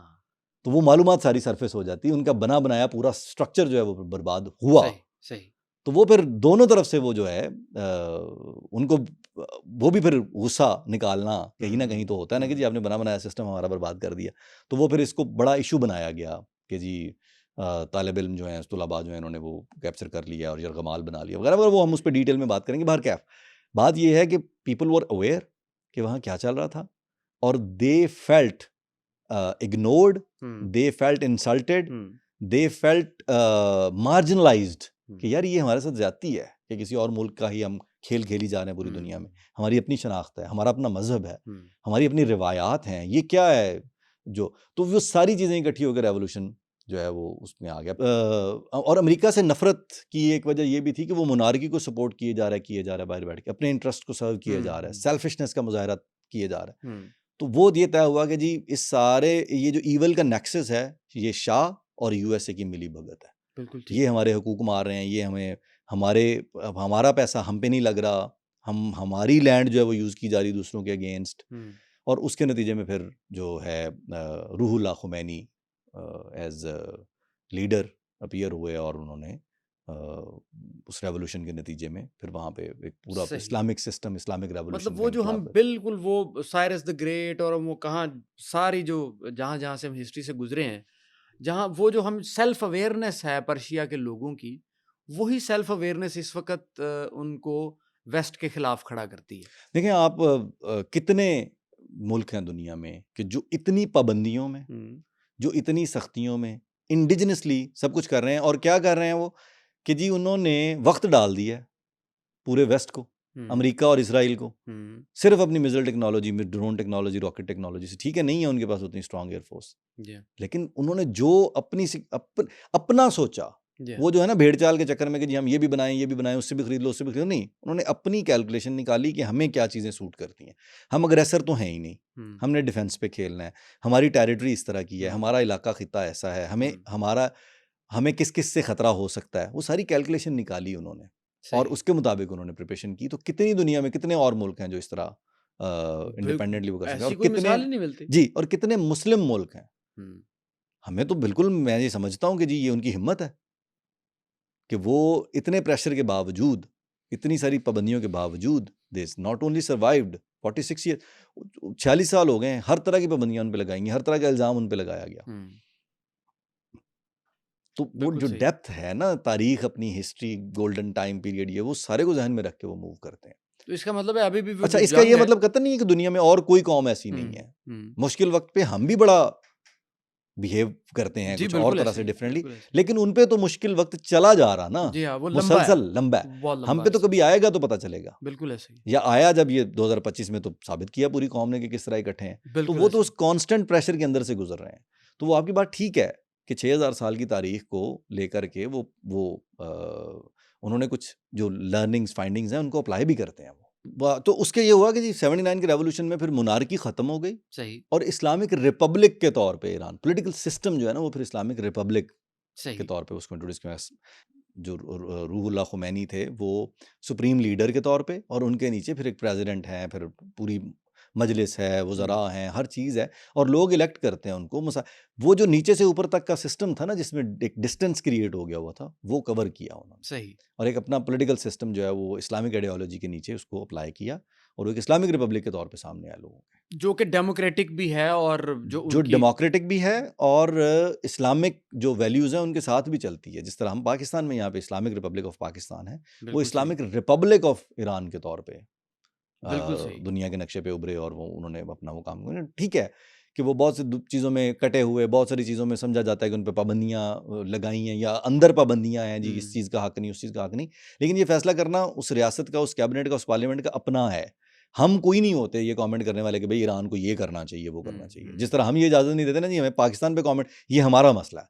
हम अपनी असेंबली में, सेनेट में हम बैठ के क्या तय करते हैं, ये हमारे रिप्रेजेंटेटिव का काम है। तो बिल्कुल ये सही उन्होंने अगर एक इलेक्टोरल स्ट्रक्चर खड़ा किया है और इस्लामिक वैल्यूज़ के साथ खड़ा किया है, तो ये उनका फ़ैसला है भाई वो किस तरह तालीम देना चाहते हैं, क्या कोई पहनेगा, क्या कोई क्या उसका तरीक़ाकार होगा, ये फ़ैसला ये तय करना उनका काम है। अच्छा तो ये सारी हिस्ट्री को सामने रखते हुए और जो करंट सिचुएशन है ईरान की इसको भी अगर मद्देनज़र रखें तो आपको क्या लगता है कि how will Iran prevail? Iran will prevail, सबसे पहली बात तो ये है। हुँ, अ, अभी कुछ दिन ही गुज़रे हैं जंग के और आप देख लें कि कॉस्ट ऑफ वॉर और चीज़ों को किस तरह से वो हैंडल कर रहे हैं, किस तरह किस हौसले का मुज़ाहरा कर रहे हैं। सैल्यूट है उनको भाई। सही। जो अहम तरीन बात है जो मेरा ख़्याल है कि वेस्टर्न ब्लॉक ख़ास तौर पे इज़राइल ने सबको घेर-घार के डाल दिया इस सारी कहानी हुँ, के हुँ। अंदर। ये खुद शायद उस जंग में नहीं उतरना चाहता था यूएस, जिस इज़राइल ने तरह ट्रैप कर इज़राइल ने दिया ट्रैप इनको। किया उनको हुँ, और वो ट्रैप और डेडली होता चला जाएगा। मैं आपको कुछ वजूहात देता हूँ कि अमेरिका क्यों नहीं ईरान पे कब्ज़ा कर सकता या ईरान को उस तरह से सबमिट करवा सकता या ईरान पे जो है वो अपनी मर्ज़ी के उनसे रिज़ल्ट्स और वो नहीं ले सकता। ईरान कभी भी वो नहीं करेगा। हुँ, हुँ। उसकी कई वजूहात हैं। एक तो तारीख़ी बैकग्राउंड है उसका कि वो उस तरह से वो जी नहीं हाँ, करते, सरेंडर बिल्कुल। नहीं करते। वो हमने देख लिया वो सारी वो उसकी सारी तारीख बात में। की। फिर टेरेन की एक सपोर्ट है उनको बहुत बड़ी। सही, वो एक आप मैप पे उनको देखें तो वो पहाड़ी और सहराई इलाका इस तरह का है कि वो एक फ़ोर्ट्रेस है। सही। उसके ऊपर ग्राउंड फ़ोर्सेस उतार के वही होगा जो रशिया के साथ अफ़गानिस्तान में हुआ था। हुँ, वो अमेरिका के साथ ईरान में होगा। दूसरा, लोगों में वो तो ऑलरेडी पाबंदियों में वक़्त गुज़ार रहे थे। हुँ। उनको तो परवाह ही नहीं है इस बात की कि बाकी दुनिया क्या सोचती है। या indigenous so they have development nothing pay to come they have lose. Nothing to lose हुँ, सीरियसली। सही बात। प्लस उन्होंने ये देखा वो अमेरिका पे ट्रस्ट भी नहीं करते हैं कि हुँ, जी ये हो जाएगा। उनको जो अंदाज़ा है ना कि जी यहाँ से अंदर से कोऑपराइज़िंग हो जाएगी, ये हो जाएगा, हुँ, वो हो जाएगा। People don't trust US at all. उसकी सबसे बड़ी वजह ये है कि उन्होंने इराक में देखा है कि क्या किया था 2003 में अमेरिका ने, क्या-क्या बिल्कुल। प्रॉमिस करके आए थे, क्या-क्या वो टर्मिनोलॉजीज़ थी, कितने फैंसी वर्ड्स थे। फ्रीडम, प्रॉस्पेरिटी, डेवलपमेंट या और फिर जो कुछ वहाँ हुआ वो सब ने देखा। जी हाँ, तो सही। आप बताएँ ना कि आपके नेक्स्ट डोर नेबर के साथ कोई बंदा जो सलूक कर रहा है, वो आपको कहेगा नहीं, नहीं, नहीं, नहीं यार वो मैं तेरे साथ ठीक रहूँगा तो आप इतने बेवकूफ़ नहीं है ईरान। बिल्कुल ऐसा दे ही हैव है। Seen it right in the next door. Iraq हुँ, बिल्कुल उनके साथ है, उसके साथ 8 साल जंग वो भी लड़ चुके जी थे। हाँ, बिल्कुल। उस वक़्त पूरी दुनिया इराक के पीछे खड़ी थी। जी हाँ, जब इन्होंने 1980 से 1988 तक उनसे जंग लड़ी। जी हाँ। उस जंग के बारे में भी बहरहाल लोगों का ख़्याल यही था कि ये हफ़्ते 2 की कहानी है। हुँ, 8 साल ईरान जो है वो इराक के सामने खड़ा रहा था। हुँ, तो वो ख़ैर नहीं होनी चाहिए थी, मुसलमानों को आपस में उस तरह से नहीं झगड़ना चाहिए बट इट हैपेंड। तो अब भी जो इराक में हुआ, जो अमेरिका ने किया वो देखा है ईरानियों ने, तो वो उन पे ट्रस्ट नहीं करेंगे किसी तौर पे। बिल्कुल ठीक है। फिर ईरानी मुसलमान हैं, हुँ, शहादत के जज्बे से सरशार हैं, शहीद होना उनसे वो लोग जो जीने को तरजीह देते हैं, हुँ। उनसे लड़ने आए हैं जो शहीद होके ज़िंदा होना चाहते हैं। हमारे तो ईमान का हिस्सा है। और इमाम हुसैन के मानने वाले हैं, और फिर कुर्बानी वाला जो हम सब जो हैं वो हुसैनी हैं और इमाम हुसैन रज़ी अल्लाह तआला अन्हु बिल्कुल, को के मानने वाले हैं कि उन्होंने जिस तरह हक़ का साथ दिया और बातिल के खिलाफ खड़े हुए, तो मुस्लिम होना जो है वो उसको भी शायद वो किसी तौर मिसकैलकुलेट कर गए कि जी ये सबमिट कर जाएँगे। फिर जो तो सरेंडर का लफ्ज़ उनकी डिक्शनरी नहीं, में नहीं है। उस तरह नहीं है कि सही, वो सरेंडर इस तरह नहीं करेंगे किसी भी फॉरेन पावर के इन्वेड करने में। इतनी बड़ी पॉपुलेशन, इतनी बड़ी आबादी है। आपने देखना ये होता है जंग लड़ते हुए कि भाई मैंने कितनी फौज के साथ किससे लड़ना है। तो वो जब जितनी भी फौज लेके उतरेंगे आप आगे, तो पूरा ईरान यकजा होकर लड़ेगा। वो कभी भी इस तरह नहीं हुआ उन्होंने कहा भाई फौज लड़े, हमने नहीं लड़ना। आपने देखा नहीं मई 2025 में पाकिस्तान में क्या हुआ। इंडिया ने थोड़ी सी शरारत की तो पूरा मुल्क ऐसे था जैसे सारे के सारे 25 करोड़ के 25 करोड़ ही फौजी हैं, हम ड्रोन खुद गिरा लेते। तो ये ही एटीट्यूड है मुस्लिम इस खित्ते के लोग, उनका ये एटीट्यूड है। तो अमेरिका कितनी फौजें उतारेगा, कितना बारूद गिराएगा। तो एटीट्यूड वाइज जो है वो ऑलरेडी जीत चुके हैं। इतना आसान नहीं है उनको वो ट्रैप करना या वो गिराना। और वो इन्वेडर तो वो है ही नहीं, वो तो सिर्फ टारगेटेड चीज़ें वो कर रहे हैं। वेस्ट को इस वॉर की कॉस्ट ऑलरेडी नज़र आना शुरू हो गई है। बहुत मुश्किल हो रहा है उनके लिए मेंटेन करना। और मुझे ये लगना शुरू हो गया अभी से ही कि वो फेस सेविंग के चक्कर में पड़ गए हैं बहुत जल्द। अभी से ही उनको ये पता चल गया बस निकलना कैसे है। तो इजराइल ने ट्रैप कर लिया उनको, ईरानी नहीं झुकने वाले उस तरह से। और दूसरी बात यह है कि वो ये समझते हैं कि ये जो इजराइल और यूएसए का नेक्सस है ना, ये जो कुशनर फैमिली ने ट्रैप करवा लिया है नेतन्याहू के कहने पे। कुशनर जो है वो दामाद है ट्रंप साहब का, और वो यहूदी हैं। जैरेड कुशनर इवांका का जो हस्बैंड है वो यहूदी हैं। और वो कितने यहूदी हैं कि नेतन्याहू जब यूएसए जाता है तो उनके घर ठहरता है। सही। इवन एक दफा तो वो जेराड के बेडरूम में भी ठहरे हुए हैं भाई साहब। जेराड साहब बेसमेंट में सोए थे। इतना उनका उसके फादर का और उसका आपस में रिलेशनशिप है। तो नेतन्याहू ने जो है वो इवांका और जेराड के जरिए ट्रंप साहब को घसीट घसाट के इस जंग में डाल लिया है। अंदर भी बहुत ज्यादा मुखालफत हो रही है अब यूएसए के अंदर भी मुखालफत है। तो ईरानी ये समझते हैं कि ये जो नेक्सस है ना इनका, ये ईवल है और इस ईवल से हमें फाइट करना चाहिए। बिल्कुल सही। और वो फाइट करेंगे, वो फाइट कर रहे हैं। और जंगें जीतने के लिए ना 2-3 चीज़ें बड़ी इंपॉर्टेंट होती हैं, जो मतलब मैं वो वॉर एक्सपर्ट नहीं हूँ, लेकिन जो थोड़ा बहुत पढ़ा है तारीख को और अंडरस्टैंड किया उसमें, अभी तक मेरा ये ख्याल है कि उनमें से वेस्टर्न ब्लॉक, यूएसए, इजराइल वगैरह में से अभी तक वो भी क्लियर नहीं है शायद कि वो अचीव क्या करना चाह रहे हैं। उनके ऑब्जेक्टिव्स क्लियर नहीं है। और जब आपके ऑब्जेक्टिव्स क्लियर नहीं है तो आप उसको इख्तिताम तक कैसे पहुंचाएंगे। बिल्कुल सही बात। कि क्या अचीव करने के बाद हम रुक जाएंगे, उनको नहीं पता। दूसरा, उनको तारुफ नहीं है इस टेरेन का। ये सारा माउंटेनियस एरिया है और कहाँ से रॉकेट आएगा, कहाँ से मिसाइल आएगा, दे डोंट नो। अभी भी यही हो रहा है, उनको ट्रेस ही नहीं कर पा रहे हैं। इतनी सैटेलाइट इमेजरी, इतनी बड़ी वॉर मशीन और टेक्नोलॉजी और 4-4 मिलियन डॉलर के मिसाइल्स, और वो एक ड्रोन से उन्होंने उनको खज्जल किया हुआ है। तो वो मेरा ये है, हमारी दुआ भी है कि अल्लाह ताला सबको जो है वो महफूज रखे, मुसलमान भाइयों को हमारे जो है वो स्ट्रेंथ दे इस मुश्किल वक्त से गुजरने की। बहुत सारी शहादतें हो रही हैं, बहुत से लोग, बहुत से बच्चे मारे गए। तो ये अच्छा नहीं है। लेकिन जो उनका एटीट्यूड है, जो तारीख बताती है, वो ये बताती है कि ये लोहे के चने हैं, ना उनसे निगले जाएंगे ना उनसे उगले जाएंगे, और चबाए तो जाएंगे। और मेरा ख्याल है कि ईरान के करंट सिनेरियो को समझने के लिए ईरान की हिस्ट्री को समझना बहुत ज़रूरी है। और अगर ईरान की हिस्ट्री आपकी इस बात पे किसी ने कान धर लिया होता ना पहले, जी हाँ, तो इसराइल या अमेरिका ये गलती न करते। एक फ्रांसीसी फिलोसोफर गुजरे हैं, जॉन पॉल सार्त्रे। उन्होंने एक दफ़ा कहा था कि a man always has a choice, the least he can say is no. एक नई एपिसोड के साथ आपकी खिदमत में बहुत जल्द हाजिर होंगे। अगर आपको हमारा कंटेंट पसंद आए तो लाइक, सब्सक्राइब और शेयर करना ना भूलें। अल्लाह हाफिज़।